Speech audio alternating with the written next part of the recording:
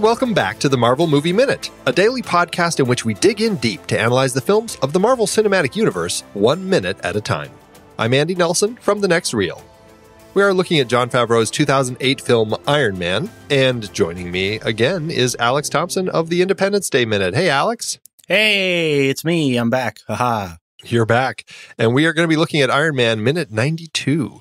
On today's show, the minute starts with Pepper preparing to pilfer Tony's PC, and it ends with a questionable translation tool in action.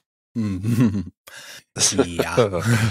Yeah. This is Pepper sitting at Tony's desk. This is just a lot of rummaging around through Tony's things sort of minute. So, and it starts with, interestingly, I guess it's a screensaver that Tony has of his own car. Is it his own car or just cars that I like? It looks like it's his hot rod. Like that we get the front shot and then it kind of transitions to a side shot. And it looks like the one he was working on in the beginning. Yeah, I think it actually is a nice bit of character detail of what kind of a-hole, I guess, Tony was, that he got glamour shots taken of his own hot rod and made it his screensaver. It does say a lot about who Tony is. Yeah, he's that guy. Right. I almost am surprised that on the wall in his office, we don't have a big portrait of him hanging up somewhere. That's too on the nose. Right. I do find it strange that it is a little maybe revealing or interesting that we saw it on the wall out there in the hallway, as well as kind of on the wall in here. These pictures of warfare and weapons of war. It suggests not only that that old Tony liked their product, but almost that they liked war. You know, like, it's not like they made the B-2 bomber that was out there getting refueled. It was just a B-2 bomber. You know? Very true. Yeah, because in his office here, we've got like a big picture of, I don't even know, it's like a defense, I think, well, it says defense plant. So obviously it's some sort of a arsenal, something, home of the arsenal of democracy, I think is what the picture says. And it's a bunch of people there and then in old bombers and things. And I know we've had hints that his father has had ties to kind of these old sorts of things. And perhaps instead of a company like Boeing existing in this universe, it's Stark Industries, and they were the ones designing a lot of these sorts of things. Who knows? Yeah, and I mean, we do see that in future movies that his father has been was one of the weapons manufacturers for the U.S. government and the other governments for many years. Right. Yeah. So, to that end, I think that is actually a valid point. It does seem like, he is kind of, to a certain extent, celebrating the history of it, but also largely celebrating kind of this, I don't know, just like you said, the celebration of war. And in a way, the celebration of the war profiteering and the money they make from it. Yeah, and I think it maybe suggests part of the reason. I wonder, though, because you don't see any pictures like that in his house, in his home office. But you see them here. I almost wonder if that's a bit of a facade for the purposes of the workplace. I mean, obviously, until he was kidnapped overseas, he didn't have any moral compunctions. But I don't see that same glorification of war in his home life before he was taken overseas. That is a good point. I mean, I have, been in offices of people that I've known throughout my life who are heads of construction companies and things like that. And the things that they have on their wall are images of, exciting pieces of construction stuff in action, right? Or those, when down in the mining, like the copper mines, that you have images of those dump trucks that seem like they're, a mile high and with little vehicles next to them. Just, images of like, this is what we do and look how cool it is. Yeah. And and I don't think they would have those pictures at home either. So it does make sense. Yeah. It does feel very corporate to have that sort of imagery around your place. Yeah, it's a nice conversation piece when you've got to have, the CEO of Lockheed or the German Minister of Defense or somebody over in your office, you can talk about, oh yeah, we were making these planes back in the 50s for, the U.S. effort and so. But I think I think you use the word tinkerer. He likes to solve problems and make things and fix things. And it turns out that the world of warfare gives you a lot of problems to solve and things to make and things to fix. Yeah. Very much so. And speaking of tinkering, we get to see Pepper pull out of her purse. Luckily, it's not a huge dig. She pulls out this lock chip and inserts it into the computer here at Tony's desk. And it looks like a funky, I don't fully understand what sort of USB thing this is, but she inserts it. It's got a red blinking light. And then it looks kind of like she pushes a button on the side of it as she before she pulls her hand away. And then, interestingly, so on the screen we have the login information, and then it starts doing this warning security breach, going through all sorts of things. It just says screw that. Yeah, and then the access granted thing, but there are no sounds of her clicking away on the keyboard. So per your point last time, when we're talking about is this something that Pepper would really know what to do with? It is possible this lock chip is doing all of the work, and she's just basically... I think the lock chip is doing the work. What I'm guessing, the closest thing I can come to making sense out of this, because I froze a lot of these screenshots and looked at what was going on here, and none of it is really discernible. Like that looks like code that's being written or anything like that. I'm guessing that this kind of gray square that comes up that looks at a whole bunch of alphanumeric stuff, I'm assuming is basically figuring out credentials or something, username and password or something like that. Although Tony could have just given them to her if that was what he wanted, or maybe it's getting the master credentials, the root user, the system user, or something like that, or even Obadiah. Maybe it's getting Obadiah's credentials. Because that actually might be it. That might make more sense, because, it's strange that before anything happens, she puts this lock chip in and instantly the security breach pops up. So if it's Tony's computer, I would be hard pressed to think that it's going to give a security breach warning because, as you said, she probably has all of his login information. I mean, she knows his social and he doesn't. Or he could, or at the very least, he could have said, "Here's my password." Swordfish123. Exactly. So it makes a lot more sense that what this lock chip is doing is trying to access Obadiah's account. Exactly. So that makes a lot more sense to kind of go that route to get all of this sort of stuff.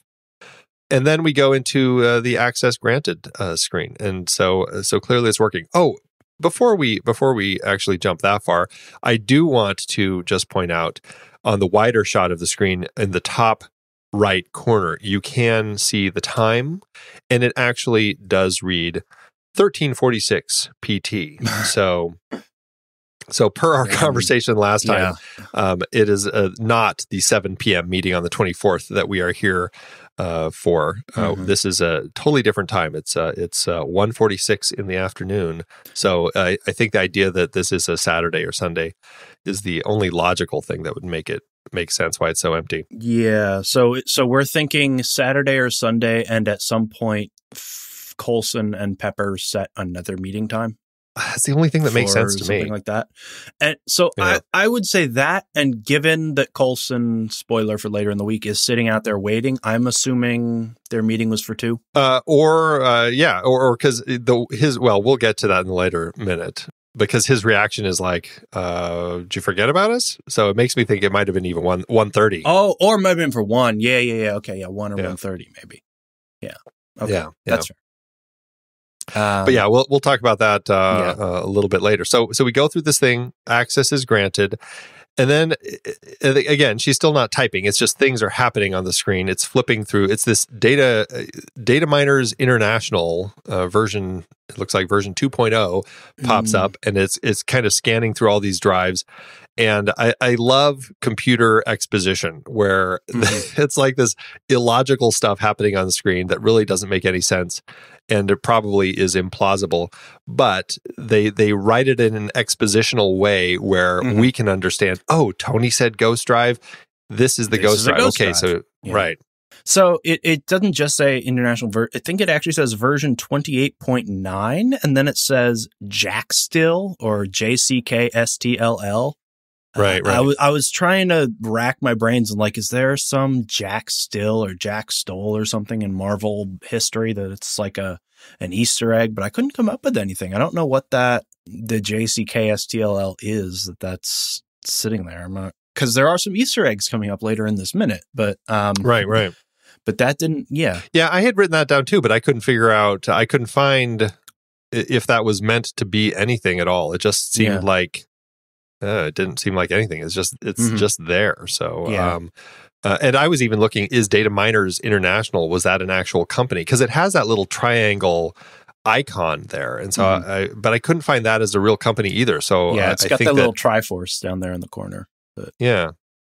But I think it's a fictional thing that they just kind of came up with for this thing that's scanning to find the ghost drive, and it succeeds. And then it pops open a whole series of 8 secret files on this ghost drive, or folders on this ghost drive that we're going to be digging into, and along with Pepper here. So I do want to say, though, given that this seems to be Data Miners International, I'm suspecting this USB thing that Pepper has plugged in is not really something that Tony has. I'm thinking this is more something Tony has acquired than something Tony has built, or at the very least, Tony's only maybe customized it a little bit for usage on Stark systems, but I don't think that Tony built this from scratch the way that he supposedly built Jarvis from scratch. That makes sense, especially if he's in this place where his focus right now is the Mark III. He probably just I just need something to get this information. I'll just purchase this thing from these guys. Because when he does pull it out in an earlier minute, it's in its own box. So maybe it was shipped to him that way, and now he's giving it to her to kind of handle this whole thing. So that makes sense. Yeah. So we've got these 8 files that pop up, and I guess we'll tackle them in order. We only go through a few of them right now, but the first one, they do say confidential, top secret, ultra secret, and secret, and ComSec and crypto. Right. Yeah, I'm wondering. We're never going to get to those last 4, which really made me curious. What is in that last ultra secret folder that we're never going to get? Let's be honest here, okay? Ultra secret, that's where Obi keeps his pornography. Come on now. It's in the ultra secret folder. It's in ultra secret 2, right? Yeah, it's right. Well, no, it's in the super duper secret that you can't even see there. You have to go inside the ultra secret folder, then inside the junk folder inside of the ultra secret folder, and then there's a super duper secret folder inside of that one, and that's where it is. That's where it is. Yeah. That makes perfect sense. Yep. This first one, we have the confidential sector 004. And this is, it's labeled shipping, 045 shipping L5. And in this, we are going to get all sorts of interesting shipping manifests, starting with South Asia transport to Islamabad. Yep. This is the first of a number of these manifests. And it's interesting reading through the information on it. I mean, it's very specific, and it actually is going to repeat quite a bit, but it's one shipping container said to contain 16 crates, 2 feet by 6 feet, weighing 440 pounds or 200 kilograms.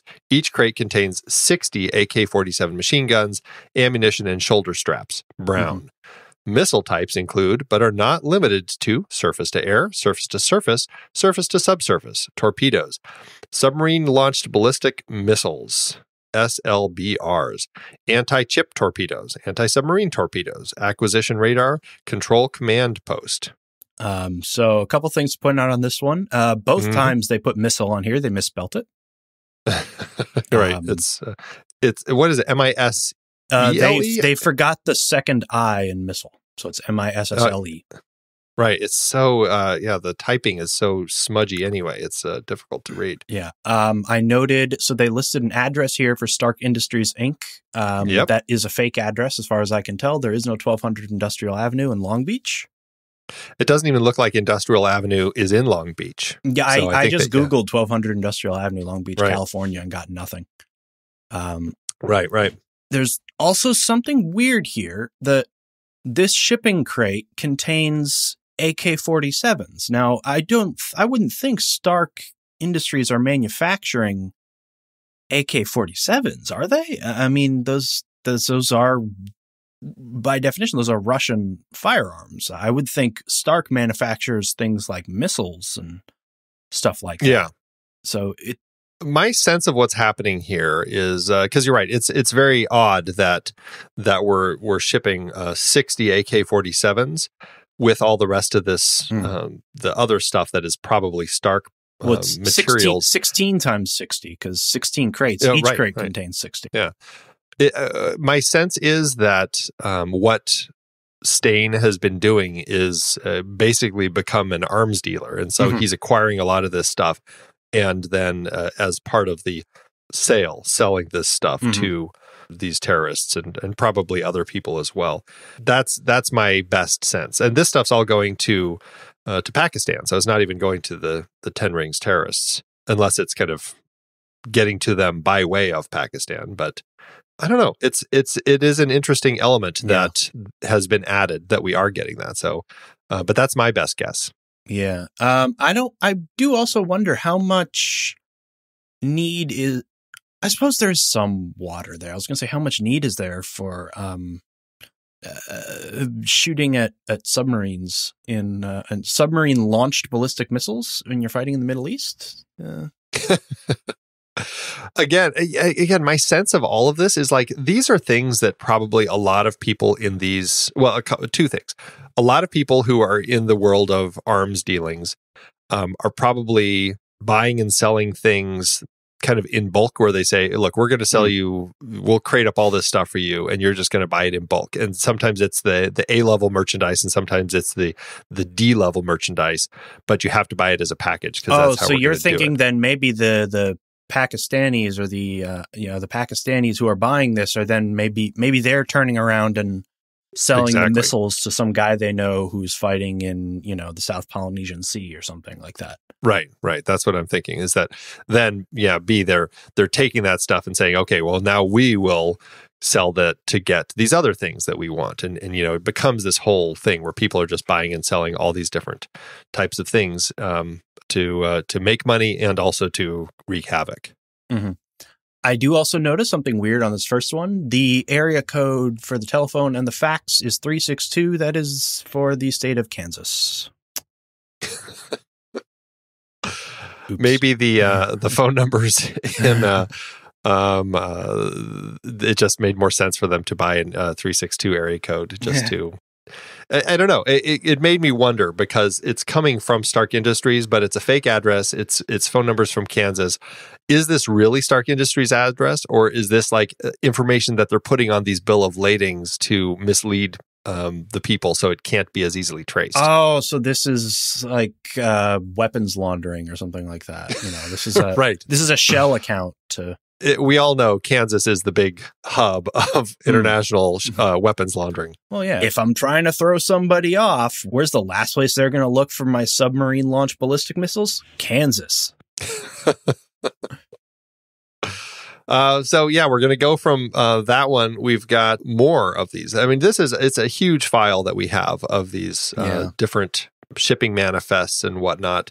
The next one has a fun little Easter egg on it, though. The next one does have a lot of the same manifest information. I was almost thinking some of the next one was like the bill of receipt for the first one, maybe. Yeah, because the first one's the bill of lading. The second one, it says invoice/arrival notice. Mm-hmm, yeah. But then the second one also has a bunch of simplistic drawings of missiles on it, in case you couldn't tell who was being shipped. Right. That's always what you do. Well, and I will say, it works well in context of the speed at which these things actually play across on screen. Like, it opens quickly, and we just have these files all kind of open and then close right away. And so in context of that, it helps you go, oh, these are shipping manifests because I can see missiles on them. Yeah, when I was trying to take notes on this, I couldn't even write like at 28 seconds because literally these pictures are all coming up in second 28. Yeah, right. It's super fast. But you mentioned there is an interesting thing on this one. Yeah, it's a very fun little Easter egg that they throw in, especially knowing that Obadiah Stane is the one behind all of this. But you have the vessel name is the MSC Lebowski. Ah, no, I'm not even that Lebowski. I'm just Lebowski. I'm just the dude. Just the dude. I would love to see one of these that was actually, MSC dude. Yeah, it is a strange little vessel name that we have here, and it is a fun way for the production design team to kind of throw in this this idea for the boat name. Yeah, part of the reason why I do think this is just related to the same one that we saw before is here the origin port is Long Beach and the port of discharge is Karachi. And MSC is a shipping company. It's the Mediterranean Shipping Company. So that's they do actual shipping all around the world. Although this invoice arrival notice lists a few more items than the first one listed, because the first one went A through I, this goes all the way to M. So after the control command post, we also get a target tracking unit, missile tracking unit, command transmitter, and man portable systems. And we're going to see all of this same stuff repeated over and over across all these things. Because obviously they were just trying to fill space just to make it look like there's all these things. Again, no one was expecting these to be scrutinized frame by frame on a podcast, all these years later. But it is interesting to just kind of see all of this and the details. And it does make me wonder, like some of this stuff, like what are they doing with these? Like, what is a man portable system? I'm looking at the invoice arrival notice. It says up at the top right, your shipment will arrive as described below. The shipment will be released only upon receipt of payment and or endorsed original bill of lading. If you have any questions, please contact your custom house broker or your Stark Industries customer service representative.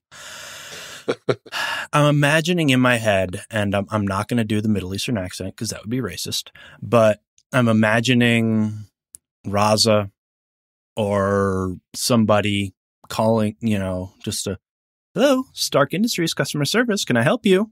I ordered anti-ship torpedoes, but I received anti-submarine torpedoes. What am I supposed to do with these? We are surrounded by desert for miles and miles. I'm sorry, sir. What is your invoice notice? The bill of lading? What is the shipment number?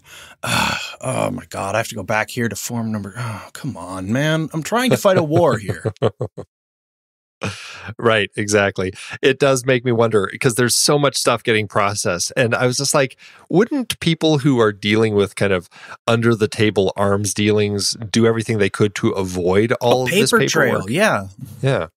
And I mean, unless you're hiding it in a confidential folder, I guess. But still, I don't know. It always strikes me funny that all of this stuff is saved because it implies there are so many levels of people at Stark Industries beyond Obadiah that are involved in this and are just signing off and moving forward with it all. Yeah. I mean, if you were illegally shipping weapons to somebody in a giant crate, you would say that crate contains grain or furniture. Or, or things that aren't going to get inspected or aren't going to come up in a paper trail. Drug dealers don't ship their drugs with a shipping manifest that says drugs on it. But it wouldn't make for a good scene in a movie to find information. We have to find that information somehow. Or maybe actually this is potentially maybe a more real explanation to this. The people that Stark Industries and Obadiah are selling it to in the Middle East are quote unquote legitimate buyers. And well, that's possible. I mean, obviously there are people buyers are in Pakistan are then turning around and selling them to Raza. And Stark probably knows that they're going to, the 10 rings and going to this person and that person. But the reason why they have a legitimate paper trail is because they're selling it to a legitimate guy. And then they're saying, well, I don't know what he's going to do with it. We just sold it to a legitimate person. What did we do? We didn't do anything wrong. Well, I think that's actually the case, because I mean, if it's a weapons manufacturer and they are making and selling weapons, obviously they're selling to legitimate buyers. But they can't control where some of those quote legitimate buyers are actually selling to. So it makes sense. We do, as we kind of continue scrolling through these, we do get to find out that there are even more items beyond M that we had listed. We get a couple more on the next shipping manifest. We get N and O. It's the manual command to line of sight and the telescopic launcher tube. Ooh. So just continuing a whole list of different things that they are shipping. I think a telescopic launcher tube I believe it's something that pertains to rocket propelled grenades. I'm not super up on my armaments, but that seems reasonable. It sounds like it would be that. But since we're on the one with the telescopic launcher tube, now we can mention the other Easter egg. The barcode on this one, the text underneath it says "the dude." Speaking of the dude, yep. He does come up. Another one of them also says "the dude" on it. And then one of them has as its as the vessel, it has Jules Verne. So. Mm-hmm. It's fun, all the different things that they're kind of coming up with as little Easter eggs to hide in these things. Yeah, and I think the dude is like the dude, right? It's it's hard to tell with the font that they use and the resolution we have. It's hard to tell the difference between an O, a 0, and a capital D. So it could be. It sort of looks like the symbol DUDE symbol, which again could be, could be 00, could be 00, OD, who knows. Right. But it actually, there is some nice synergy on this, even on this page, between that ID in the lower left and the upper right, because they both say 009-454-2088, and then the one in the lower left has that bit where they throw in the dude, and then the rest of the thing that's in the upper right anyway, the KY9842. So there's some match between those. So you can imagine a computer system that's got this ID number system built into it. Yeah, it would all make sense that somehow whatever it is that they're doing, I mean, they put it together well enough where it seems like they are creating something that seems legitimate, for us. When it's scrolling by in like a 5-second flash, it feels very legitimate. Yeah, the art department put enough effort into it that the numbers aren't just like 098765432. Although I say that on the same page where they've got probably the laziest number that they've got in this entire thing, 234-556_09876. Now, I know, obviously, when you go through every number, you're eventually going to land on ones like that, but I guess it just so happens that one of them, they didn't try that hard. Right. A little sloppy. A little bit. But still, I mean, a lot of this is really unsloppy. So, I'll give them one. Also, I was noticing in the stamps that we have coming in from the receiving end, from the Pakistani end over in Karachi, who's stamping this from the Eastern Pacific Shipping Company. I couldn't help but notice that the text that is getting stamped, it looks of Middle Eastern in nature. I don't know if it's Arabic or what it is, but oftentimes it looks just like funky English fonts. Like there's one where it looks like Jodster, like Jodster. The other one just looks like Matt. Well, one of them also looks like Srimmy or Drimmy. There's a few. I mean, it could just be that we're just not that fluent in Arabic, and we don't know that these are real letters. They are, exactly. Yeah. That's entirely possible too. But it is funny to kind of go through these. Yeah. And that's the first folder. And then we go into the second folder, which also is confidential sector 4. And honestly, we go through all these again, but it looks like the exact same set of paperwork. Like I was going through this, and it's a different order, but I was like, I'm pretty sure it's all the same stuff. Did you catch any differences in that second folder? Let's see. One of the vessels was the MSC Horvath. Oh, right. There's the Horvath in this second round. If there are any, I mean, it seems like they put all of these together out of the same, handful of pieces that they kind of cut and pasted in different ways. One of these manifests does list Jericho missiles. Yes, right. At least one of them does. A few of them do say small arms / artillery. But, I mean, in general, these are the same handful of blocks of text and images that they've sort of just configured in different ways. Yeah. I do notice more of that quote-unquote Arabic that looks like it is just weirdly written English. Looks like it says sword menning. It does. I'm right, somewhere in second 33. Yeah, I see it. Yeah. It does look like sword menning. Yeah, I don't know what.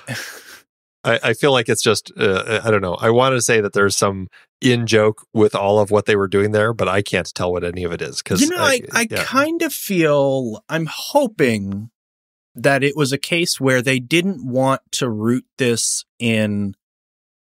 I'm either hoping that it's just, these are Arabic characters that we're just dumb and ignorant and American enough to not recognize, or that they didn't want to make it a specific Middle Eastern language. And so they just sort of essentially made one up. That's entirely possible, that they were just kind of doing something to kind of keep from seeming like it was being too offensive to anyone in particular. They didn't want to specifically say like, oh, look, it's the Pakistanis that are buying up. It's like, no, it's everybody. But, they didn't want to. But since Karachi is the port, maybe we'd have to look at a Pakistani language and see if these characters show up in that, to see if there's, I had been sending spoken language clips to people over in the Reddit community to translate. I should have sent some of these just to see if any of this was actual language of some sort, but I didn't, because it looks so English. It just looks so fake, fake Arabic to me. Yeah, I'm looking at an Urdu, a bunch of Urdu characters, and none of them look like the ones that we're seeing there. I mean, obviously there are more languages than Urdu, but Persian alphabet? No, nothing here. Nothing looks like that M character that we saw. Right. Or at least in my 5 seconds of Googling. Nothing looks quite like that. Well, the other interesting note during these is this is the first time that we hear Pepper clicking on the keyboard. When all of these files close from the first folder, all of a sudden we hear external clicking. So that does make me feel like everything up to this point has been automated by this lock chip that she's inserted. So to that end, I guess it wasn't that difficult of a job to do. So essentially, though, each of these folders has a default behavior where you click on it and all the incriminating files open and close really quickly. I guess so. Here's a quick peek. Here's a quick peek. Hope you're not a cop. Right. Oh, it's so weird. But then we go into the top secret folder. This is the Sector 16, and it labels it as such, Sector 16 file access, as we flash through images of a suit that looks very much like the Mark I, but not quite. In fact, I like that when we get to, and I like how these ones start going slower as they pop up, just to emphasize, hey, really pay attention to these ones now. But I like when we get to, I think it's the fourth image in, or maybe it's the fifth image in. Again, they move so quickly that it's hard to pinpoint exactly. But I like that this one actually has the Mark I, with size, dimensions, and everything next to this suit, and this is the one that Obadiah is building in Sector 16, as we are realizing as we start looking at this Ironmonger suit here. And I love this little dimensional view of it, so that, because I think there were some questions initially of the fact that Obadiah is basically in parts of the Mark I suit, but as this shows, it's very much not, because the Mark I, it says, is 6.50 feet high, and the Ironmonger suit is, was it 10 feet? It looks 10.8. Is that what it is? It looks like 10.00 to me. Oh, it is 10.00. Yeah. So essentially, Obadiah is in a very, very primitive version of a Hulkbuster suit. Kinda. Yeah, this is a beefy suit. And I mean, we'll see that later in the movie when he is in it, that it's I guess massive. spoiler alert. I guess we spoiled the fact that Obadiah will be in this. Right. Yeah. Sorry. I'm jumping ahead. Yeah. But obviously we know Obadiah is building it. So Yes. it's something that's very interesting. And I mean, again, we're allowed to spoil stuff that does happen in the comics, and we do see him pop up in the Ironmonger suit. So, but it's it's interesting. The original width 2.8 feet, or not 2.8 feet. It's no, it is 2.8 feet, and then the adjusted width is 5.8 feet. So it's very much an increase in scale to this new size. I love that they actually included that. It's really cool. So there's something interesting I'm seeing here on this same blueprint with this scale thing. They do mention chest repulsor technology. So if I remember correctly, I don't think the Mark I really had much in the way of repulsors. I think he essentially kind of sort of just made rockets in the cave to sort of propel himself, didn't he? Yes, but the repulsor technology is what gets him to fly out of there. Yeah. So repulsor technology then I guess is some other... It's not something Stark invented for the purposes of being Iron Man, either in the cave or later on as he's sort of tinkering. Repulsor technology, then I guess, is probably some proprietary Stark tech that he has repurposed for this. Yeah, because I think that the arc reactor that they have in their shop, the giant arc reactor, I think that it does use this repulsor technology, and he builds a small arc reactor and then uses it to kind of make this repulsor technology useful in ways that they have never done before. Yeah. That was kind of my sense of it. Yeah. Which I guess kind of makes sense. Yeah, the repulsor technology is some Stark technology, some Stark Industries technology. I guess I got to be careful how I say that, so it's not just Tony Stark's own technology that he has sort of found a more clever use for than just whatever it was being used for. Yeah, because he's Tony Stark and he's clever. He is very clever, this Tony. Yeah. We scroll through all these different images, looking at the joints, the elbow joints, the leg joints.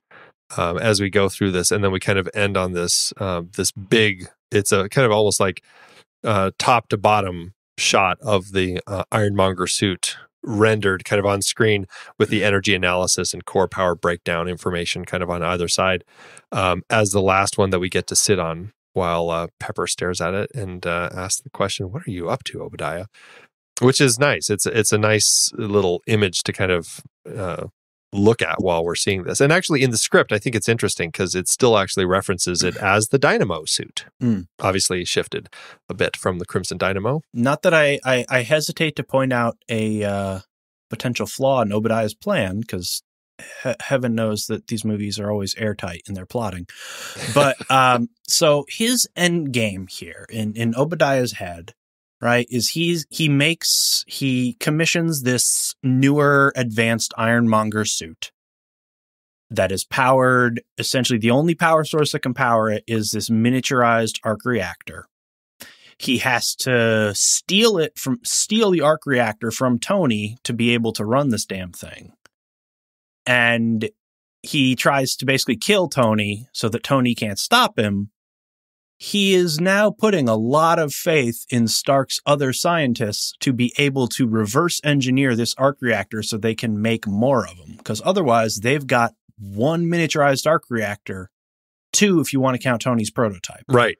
Well, and that makes you wonder. Obviously, we're jumping ahead in the story here, but it does make you wonder if they were able to reverse engineer the little one to make multiples. Because as we find out from Raza last week, when he's talking, when we reveal that Obadiah and Raza are chatting, Raza says, "I want you to build me an army of Iron Man suits," basically. Yeah, so if the goal is to eventually mass produce these suits, they need to be able to mass produce the miniaturized arc reactors, which the problem is one person, as far as he knows, obviously he doesn't know about Ivan Vanko and number 2 and so on, but as far as he knows, one person has the capability has the know-how to do this. He is placing a lot of faith in Stark scientists to be able to figure that out. Well, and I wonder if it makes me wonder. We're not ever going to actually find out in this film, but it does make you wonder if these scientists are able to reverse engineer the large one and make additional large ones, but they can't figure out how to make it small. So I wonder if once they have a small one, I mean, I'm assuming that that's what they're relying on here. If we get the small one, we'll be able to reverse engineer it to figure out, okay, what did Tony do to get it this small and make it still operate? Yeah. And I guess it's a very flawed plan, but it's counting on a lot of people to be able to figure this stuff out. But I don't know. I feel like by the time we're hitting this point in the film, some of the stuff that Obadiah is up to is starting to maybe not make quite as much sense. Mm-hmm. Yeah, I mean, it's the maxim I keep going back to is if you're having this thought after the movie, fine. You should be worried if you're having this thought while you're watching the movie. Yeah, right. If you're thinking about this while you're watching the movie, the filmmaker didn't do a good enough job of immersing you in the world. Right. And I don't think that these are questions that ever crossed my mind while I was watching it. Yeah, no, these didn't cross my mind while I was watching this. The only question that crossed my mind watching this was, a bigger Iron Man to fight Iron Man. Right. What are you going to get to fight him? It has to be bigger and better. Of course. So we go out of the top secret Sector 16 folder into the ultra secret sector. It looks like 0XX folder. We don't even know what sector this is. And this is where Obadiah saves, as it turns out, the highly incriminating video file, which for some reason he decided to keep. The 0XX folder, as opposed to the 0XXX folder, where he keeps the highly incriminated video file, where censored, I can't talk about that on this podcast happens. Right. Well, right. No, but it does make me wonder, Obadiah, why do you save this? Yeah, why? Like, what are you thinking? Why? Delete it. Why would you save something like this? Dude, so incognito mode on the browser. Oh, boy, I tell you. Yeah, problematic. Mm-hmm. But it's okay. It's a nice reveal that we do get to kind of see this footage. We already, as an audience, know what's happening. This is the first time. We know that there's a relationship between Obadiah and Raza. We know that Obadiah and Raza are in league. We know that Tony knows that, Tony knows that Obadiah has been working against him within the company and voted him out because of the way that he's behaving. But Tony doesn't know that he's in league with Raza. And so now this is Pepper finding out that there's this whole other side of Obadiah that we didn't realize, that we're watching this video that we saw at the beginning. And then we get this really fascinating translate tool that Pepper decides to use, where you can type translate.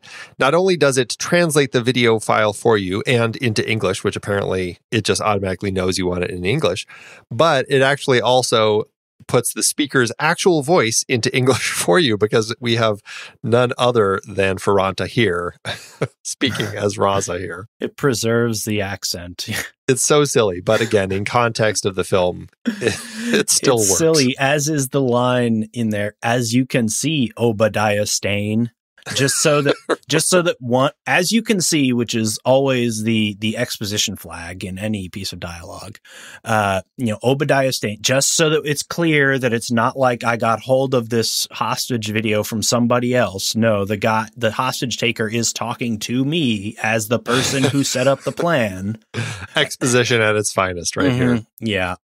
Yeah. He should have had one of his guards doing the old Bob Dylan video trick where he also has it on cards and he's just dropping each card as it goes by so that we can actually read it as well as hearing it all translated. I wonder, does Obadiah Stane speak whatever or at least understand enough of it that they, whatever language they're speaking? Well, we do when he goes to visit him in the cave or in the tent. Yeah. In the previous minutes, he actually does speak to him in Urdu.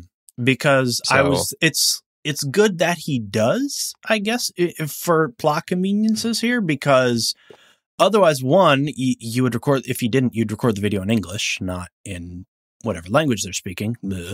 And two, this translation software would probably be writing logs somewhere. Yeah. So even if it's not high level if your software is writing lots and lots of logs, that's probably really bad for Obadiah, because now there's a paper trail somewhere of the stuff that the software just translated. But I guess, all sorts of issues with this whole thing. It works very well in context of moving us along in the story, but the real world take on it is garbage. It's just the dumbest thing to be doing. Even if your translation software can translate the words correctly, there's no way that it generates the inflections of an actor's performance. It's pretty silly. Yeah. Pretty silly. But we'll continue this. I don't think I have anything else for this. We can kind of continue talking about this tomorrow as it wraps up. Any other last notes? Yeah, I just want to shout out one of those weird things that actors have to do sometimes. Gwyneth Paltrow literally is just staring. In reality, Gwyneth Paltrow is just staring at a light and is basically being told, "You are seeing incriminating stuff." What? Right. Face. Different face. Obadiah, what are you up to? Really incriminating thing. Right. And she does it well. Mm-hmm. She handles herself well with the fake computer work that she has to do here. Just those strange things, like when you have to carry out entire scenes of dialogue talking to a tennis ball on a stick. Just the sort of the weird things they never prepare you for in drama school. Yeah, what's harder is the fake looking at information on a computer screen, or looking at a fake bad guy who's actually a tennis ball on a stick? I think the computer screen is, because at least with the bad guy on a stick, you get dialogue. You've got an AD or a script supervisor offset, saying, "I'm going to take over the world," and you can imagine, a tennis ball saying that to you and go, "Okay, no, you're not, Mr. Bad Guy Man." But like, she literally just has to look at a dot and make faces for a bit. Right, and it's really hard not to be silly doing that. So she looks at that dot well. Yeah. She handles herself well with the look, because it always tracks. It always works. Yep. All right. Well, Alex, would you like to remind everybody where they can find you out there online? You can find me guesting on various Movies by Minutes podcasts. You can also hear me on a couple of my own: Independence Day Minute, Galaxy Quest Minute, and Cleveland and Six going deep into Major League. All of those on podcatchers near you. All right, everybody. Well, check those shows out. And that's it for today's show. Thanks, everybody, for tuning in. Make sure you subscribe to the show for free at marvelmovieminute.com. Join us over in our Discord chat room and follow us on Facebook, Twitter, and Instagram at The Next Reel. And if you like what we do and you want to support us and get some cool stuff, become a patron over at thenextreel.com/Patreon. Until next time, true believers, Excelsior!